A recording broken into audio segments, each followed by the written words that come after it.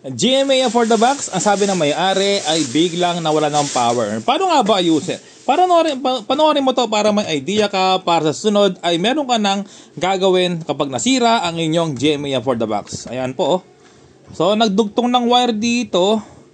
So di ko alam kung ano nangyari dito, no? Yung history ng dugtungan. Pero okay naman siguro to. Pero i-check ko. Kapag may ganito klaseng customer, dinugtong yung wire na yan. So ano, tawag doon, hindi naman sa wala akong tiwala. Ano lang, for sigurado lang, no? Ayan, baka naman biglang pag-plug ko, biglang mag-spark naman, no? Ayan. So, ang tamang pagdugtong ay ganito lang.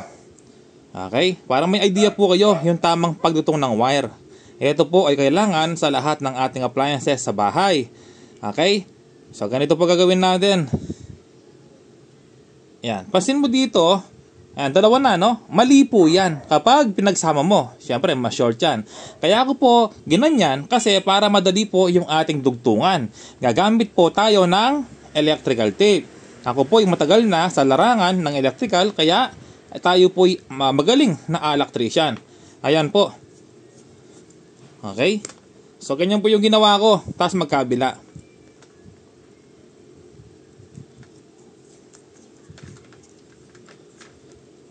Okay, kapag na-tape na po yan, ang gagawin natin ay ganyan lang po, magkabila. O diba, galing ko? At least, naka-tape po siya back to back at hindi siya mahahatak. Ganyan po talaga ang tamang pagdugtong ng cord. Okay? Ayan po, okay na. Ngayon, subukan natin. Ito po, papakita ko sa inyo na hindi gumagana ang ating GMA for the box. Ayan, no? So may spark po siya, dinig nyo? Tapos wala siyang power. Kailangan, pag power mo, ay magi-spark po siya. Ay magi-spark. Mag-on siya. So wala, no? Okay, gagawin natin ganito. Buksan natin. Paano na? Ayan, may biglang dumating po dito sa shop natin. Ayan, may pinapagawang Bluetooth speaker. Ano pinapagawa mo, boss? Speaker. Bluetooth speaker. Asan? Ayan, okay. Mamaya na, boss, na? Opo. Andale, boss. Ayusin ko na ito, boss. Ayan, so yan plug mo muna. Tapos, kalasin natin. Gagamit tayo ng cordless drill. Okay, taga saan ka, boss? Okay. Layo, Anong issue ng ano mo, boss? Bluetooth speaker? Sira yan, boss. Anong sira niya, boss? Isang sumindi.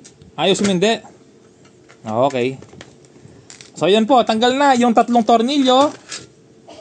Tapos, ugutin po natin dito yung 3. 1, 2. Tapos, alisin po natin sa pagkaka-screw. Nakita na po natin kung ano yung problema. Usually po, yung capacitor lang ang issue nito. Okay? So, tanggal na po yung isang tornilyo sa board niya. Tapos, 2 tornilyo sa RCA jack. RCA jack. Ano nga ba meaning ng RCA jack? RCA.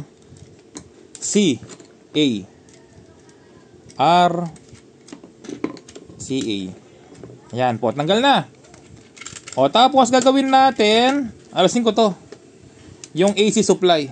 Tapos kung makita niyo po dito, lumobo yung capacitor na yan na 16 volts 1000 UF. Ayan po, 16 volts 1000 UF. Ngayon alisin po natin yon, yung lumobo. Usually usually po talaga, no? Kaya alam ko na yung problema.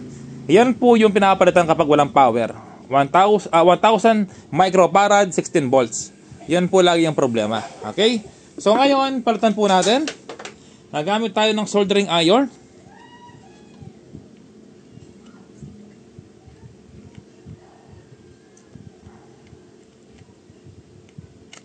Ayan, kapag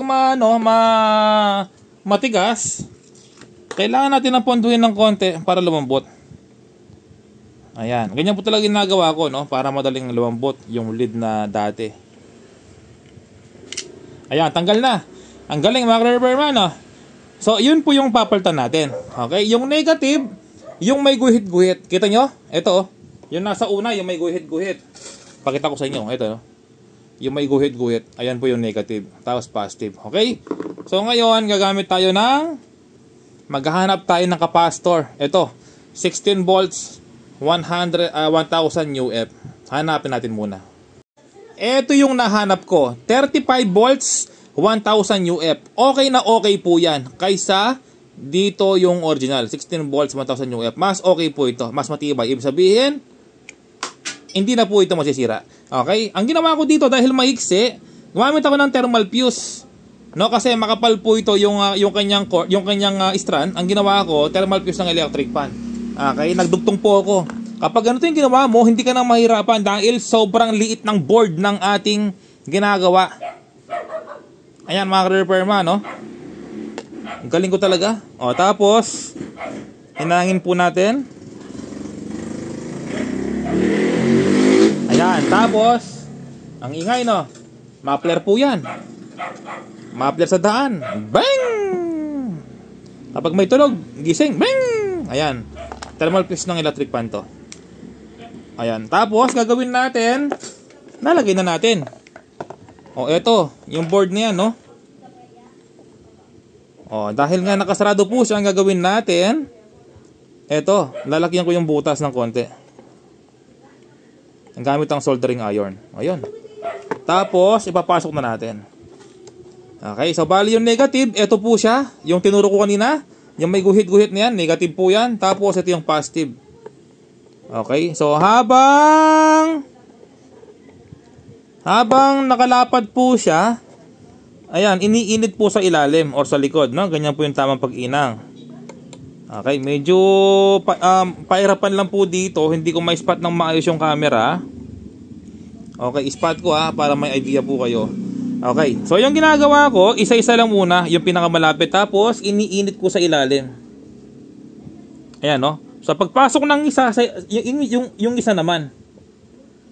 Ayan, no? O, yung soldering iron po nasa ilalim. Ayan, no? Galing ko talaga. O, ngayon, yung pangalawa naman, yung pangalawa, ayun. Tapos sa ilalim, ayan, no? Galing ko talaga. Ayan, no? Pasok na, oh. Sa ilalim, pasok na. Tinutulak ko po siya. Ayan, okay na. Ayan, mga repairman, okay na, no? Okay na po siya. Okay na. Ayan po, nakainang na po siya ng maayos. Sukin niya lang po yung diskarte dyan. Okay? Ayan. So ngayon po, subukan na natin. Okay? Walang kachong video. O, lalagay po dito. Tapos, ayan, lalagyan ng screw sa likod. Kapag ganyan ang ginawa mo, hindi na masisira ulit yan. Promise. Ayan. So, lagyan ng tornilyo po dito.